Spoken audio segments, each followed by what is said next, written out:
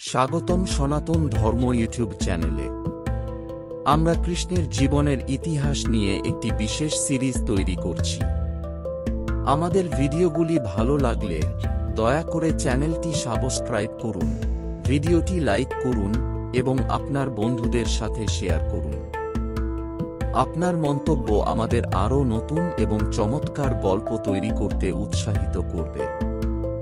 এছাড়াও যদি আপনি কোনো বিশেষ ভগবান, ঋষি বা রাজাদের নিয়ে গল্প শুনতে চান, তাহলে কমেন্ট করে জানান। আমি সেই বিষয়ে পরবর্তী সিরিজ তৈরি করতে পেরে আনন্দিত হব। বকাসুরের দমন। বৃন্দাবন এবং গোকুলের শান্তিপূর্ণ জীবন চলছিল, কিন্তু একদিন একটি নতুন বিপদ আসল। বকাসুর নামে এক ভয়ঙ্কর দানব, যিনি ভয়ঙ্কর শক্তির অধিকারী এবং মানুষের জীবনের আনন্দ বিঘ্নিত করতে চান, বৃন্দাবনে প্রবেশ করলেন। তিনি বিশাল বক পাখির রূপে এসে কৃষ্ণকে চ্যালেঞ্জ জানালেন।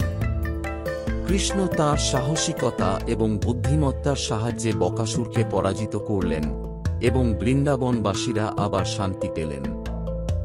তৃণাভর্তার আগমন। বকাসুরের পরাজয়ের পর এক নতুন বিপদ বৃন্দাবনের দিকে আসল। তৃণাভর্তা নামে একটি শক্তিশালী দানব, যিনি একটি বিশাল কালো ঘূর্ণিঝড়ের রূপে আক্রমণ করতে এলেন।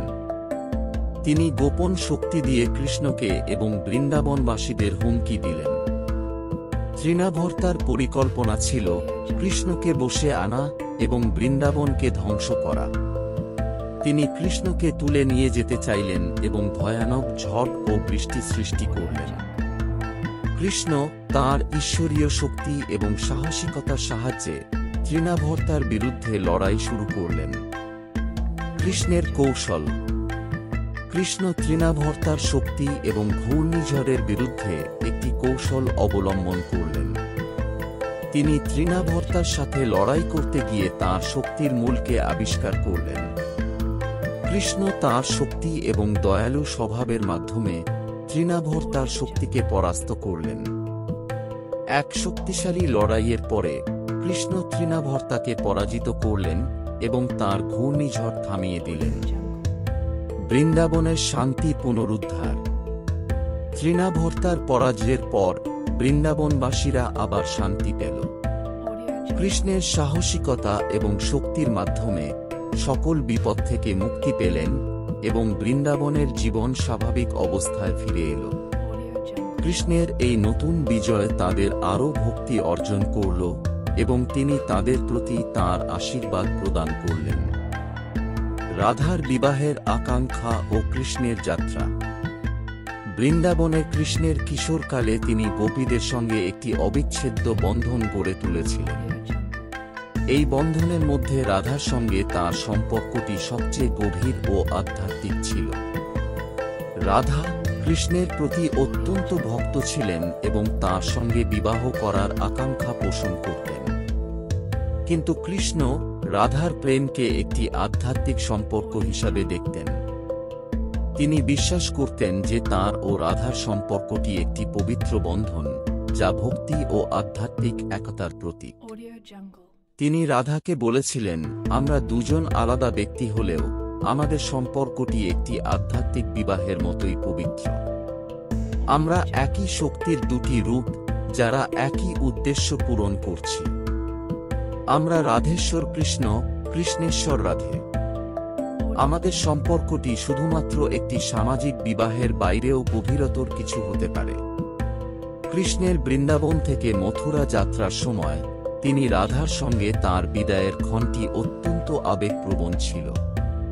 তিনি রাধাকে বলেছিলেন যে তিনি তাঁর স্মৃতি বহন করে চলবেন এবং তাঁর প্রতি তাঁর ভক্তি সর্বদা তাঁর হৃদয়ে থাকবে। রাধা কৃষ্ণের যাত্রায় অত্যন্ত দুঃখিত হয়েছিলেন।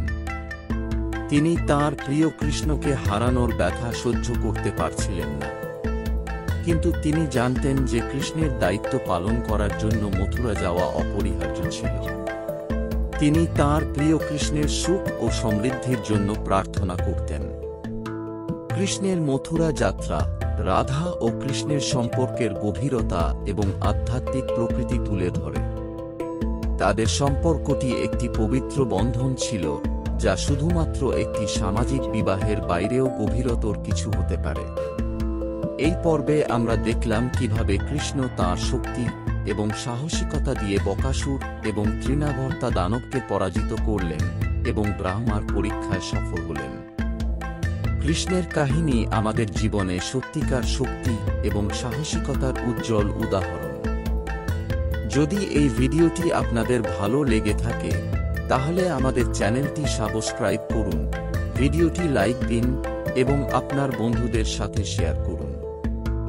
আপনার মন্তব্য আমাদের আরও চমৎকার গল্প তৈরি করতে সাহায্য করবে।